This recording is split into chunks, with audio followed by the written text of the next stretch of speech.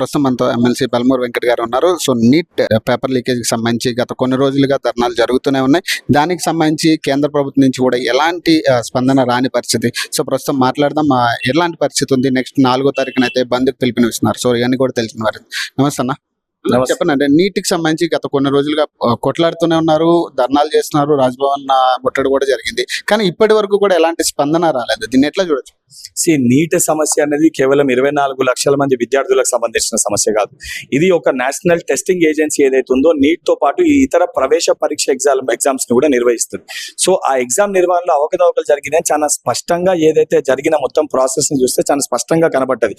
ఏదైతే May 4th రోజు ఏదైతే పేపర్ సోషల్ మీడియాలో లీక్ అయిందని కథనాలు రావడం కానీ, May 5th ఎగ్జామ్ కండక్ట్ చేసినాక May 6th లో వేరే పోలీస్ స్టేషన్స్ లో ఎగ్జామ్స్ రాసిన వాళ్ళు పోయి కేసు పెట్టడం కానీ, దాని తర్వాత June 14వ తారీఖున రిలీజ్ కావాల్సిన రిజల్ట్స్ June 4వ తారీఖున రిజల్ట్స్ రిలీజ్ చేయడం కానీ, ఈ ప్రాసెస్ అంతా చూసుకుంటే ఉద్దేశపూర్వకంగా ఇదేదో ఒప్పందం జరిగింది లేదా ఇందేదో లీక్ జరిగింది కాబట్టి బీజేపీ పార్టీ పాలిట రాష్ట్రాల్లో ఇది లీక్ అయింది కాబట్టి కేంద్రంలో బీజేపీ పార్టీ ఉంది కాబట్టి దాన్ని కప్పుపుచ్చే ప్రయత్నం చేస్తుందని చాలా స్పష్టంగా కనబడుతుంది. కనబడ్డప్పుడు దానిపైన ఏదైతే అది కనబడుతున్నప్పుడు ఏదైతే ఎగ్జామ్ మనం కండక్ట్ చేసినప్పుడు ఎగ్జామ్ రాసిన ప్రతి ఒక్క విద్యార్థికి సీట్ అలకేట్ చేయలేం. కానీ ఎగ్జామ్ రాసే ప్రతి పిల్లగానికి కూడా ట్రాన్స్పరెన్సీ తోటి ఇంటిగ్రిటీ తోటి ఒక నమ్మకాన్ని కల్పించాల్సిన బాధ్యత ఎగ్జామ్ నిర్వహించే సంస్థ పైన ఉంటుంది. దాన్ని పర్యవేక్షిస్తున్న ప్రభుత్వం పైన ఉంటుంది. అవన్నిటినీ పక్కన పెట్టి ఎగ్జామ్ పేపర్ లీకేజ్ కాలేదనుకుంటా మళ్ళీ తర్వాత లీకేజ్ అయిందని 13 మందిని అరెస్ట్ చేసి దాని తర్వాత ఏదైతే పార్లమెంట్ లోనే ప్రెసిడెంట్ ఆఫ్ ఇండియా గారు మాట్లాడుతూ చాలా స్పష్టంగా లీక్ కారకులైన వాళ్ళని కఠినంగా శిక్షిస్తామంటే లీక్ అయిందని నిర్ధారించినప్పుడు 0.01% అవకతవకలు జరిగినాయని తెలిసినప్పుడు ఎగ్జామ్ ని క్యాన్సిల్ చేయాల్సిన బాధ్యత ఉంటుంది. ఇదే భారతీయ జనతా పార్టీ గతంలో TSPSC లో లీకేజ్ అయిందని ఆరోపణలు వచ్చినప్పుడు మరుసటి రోజే ఏదైతే సంబంధించి TSPSCని మొత్తం ధ్వంసం చేసి ఆ రోజు మేము కానీ ఎవరు కానీ ఇమీడియట్ గా రద్దు చేయాలి, అన్ని ఎగ్జామ్స్ క్యాన్సిల్ చేయాలని చెప్పి ఏదైతే వైఖరి వారు ప్రదర్శించారో, నరేంద్ర మోడీ గారు తెలంగాణ రాష్ట్రానికి వచ్చినప్పుడు ఈ అంశాన్ని అయితే వారు లేవనెత్తారో వారు మాట్లాడిన మాటలే ఈ రోజు ఎందుకు NTA విషయంలో పాటిస్తలేదని మా ప్రథమ డిమాండ్. ఇంకొకటి, అది ఎగ్జామ్ అంటే తర్వాత కండక్ట్ చేసుకోవచ్చు. నీట్ కౌన్సిలింగ్ అనేది ప్రాసెస్ పరంగా జరిగి ఏదైతే కాలేజీలకు వెళ్ళి మళ్ళీ చదువుకునే పరిస్థితి ఉంటుంది డాక్టర్ కోర్స్. ఇది కేవలం 24 లక్షల మంది విద్యార్థులు కాదు. రేపు పొద్దున భారతదేశ ఒక భవిష్యత్తు వీళ్ళ చేతిలో ఉంటుంది. డాక్టర్లు పుడతారు. కరోనా వంటి విపత్కరమైన పరిస్థితులు వచ్చినప్పుడు ఇట్లా పేపర్ లీకేజ్ తోటైనా డాక్టర్లు మనకు ఉంటే రేపు పొద్దున రోగాన్ని ట్రీట్ చేసేది అంటే ప్రాణాలు పోతే నువ్వు ఉంటావు, నేను ఉంటావు, రేపు పొద్దున అందరూ ఉంటారు.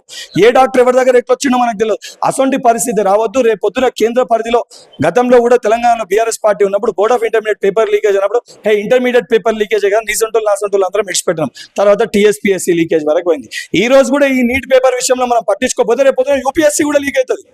కేంద్రం ఏదైతే ప్రవేశ పరీక్షలు అన్నింటినీ కూడా లీకులు చేస్తారు. సో దీన్ని ఆపాలంటే రేపొద్దున భారతదేశ భవిష్యత్తు సెంట్రల్ గవర్నమెంట్ ఎగ్జామ్స్ సంబంధించిన విషయం కాబట్టి ఈ కలుపు మొక్కను ఇప్పుడే పీకేయాలని చెప్పి తెలంగాణ రాష్ట్రంలో ఉన్న ఐక్య కార్యాచరణ తీసుకొని అన్ని విద్యార్థి యోజన సంఘాలతోటి ఏదైతే దీనిపైన పోరాటం చేస్తూ ఏదైతే మార్చి కానీ హిమాయత్ నగర్కి వెళ్ళి అంబేద్కర్ చౌక్ వరకు స్టూడెంట్ మార్చి కానివ్వండి, ఎంపీలు ఇల్లు ముట్టడి కానివ్వండి, కేంద్ర మంత్రులు ఇల్లు ముట్టడి కానివ్వండి, దాంతోపాటు బీజేపీ పార్టీ దిష్టిబొమ్మ దహనాలు కానివ్వండి, దానితో పాటు ఏదైతే పార్లమెంట్ గేరావ్ NSY నేషనల్ ఆధ్వర్యంలో పార్లమెంట్ గేరావ్ కానివ్వండి, దానితో పాటు ఏదైతే బంద్ రాజ్భవన్ ముట్టడి, దాని తర్వాత ఈ రోజు 4వ తారీఖున బంద్. 4వ తారీఖున కూడా బంద్ ఏంటంటే భారతదేశ ప్రజలు ఏమి కోరుకుంటారో ఒకవైపు బీజేపీ ప్రభుత్వంపై ఒత్తిడి తీసుకొస్తూ దానితో పాటు ఏదైతే న్యాయ వ్యవస్థ కూడా సుప్రీంకోర్టు కూడా ప్రజలు ఏమి కోరుకుంటారో శాంతియుతంగా తెలియజేయాలని చెప్పి మా నిరసనని బంద్ రూపకంగా తెలియజేస్తున్నాం. అంటే ఇప్పుడు దాకా చేసిన బంద్లు వల్ల ఎట్లాంటి స్పందన రాలేదు. మరి ఈ బంద్ వల్ల ఏమన్నా స్పందన వచ్చే ఛాన్స్ ఉందా? ఎక్స్పెక్ట్ చేయొచ్చు అసలు 100% సమస్య పరిష్కారం అవుతుందని చెప్పి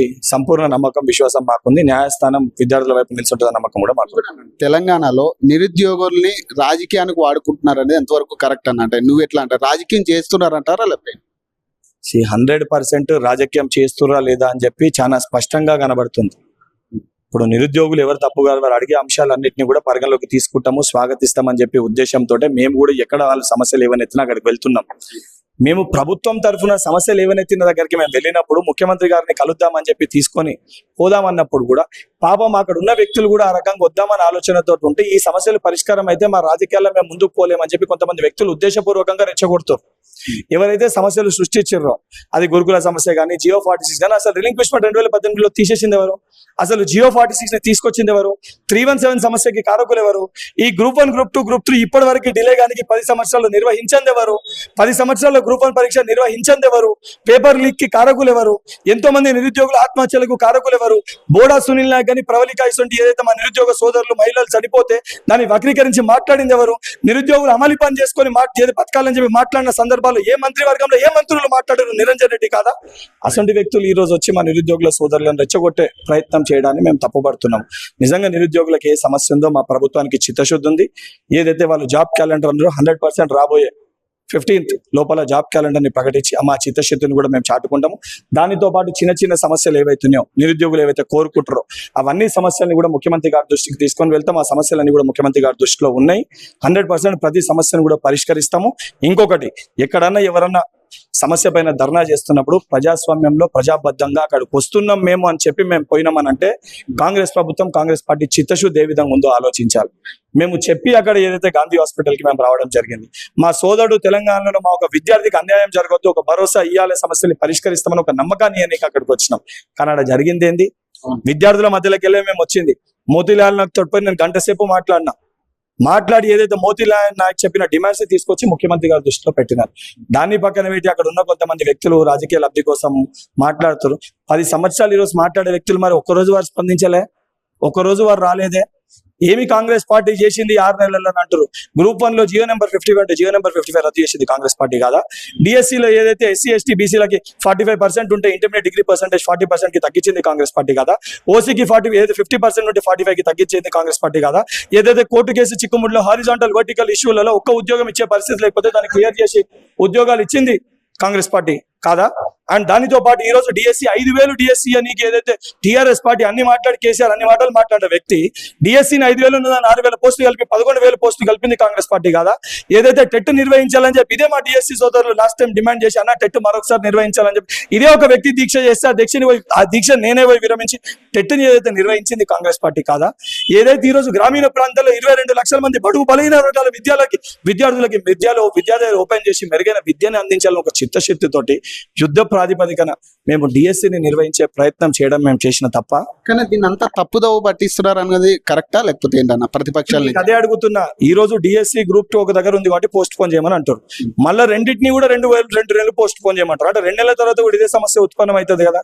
సో ఎవరికన్నా ఏకాభిప్రాయంతో ఉంటే ఒక ప్రణాళికతోటి ఏ ఎగ్జామ్ ని ఎప్పుడు నిర్వహించాలి, దేన్ని ఎప్పుడు కోరుకుంటారు అనే ఒక స్పష్టత ఇస్తే 100% దాన్ని ముఖ్యమంత్రి గారి దృష్టికి తీసుకొని వెళ్ళి ఆ సమస్యని పరిష్కరించే దిశగా కాంగ్రెస్ ప్రభుత్వం ఆలోచిస్తుంది. థ్యాంక్ యూ అన్న.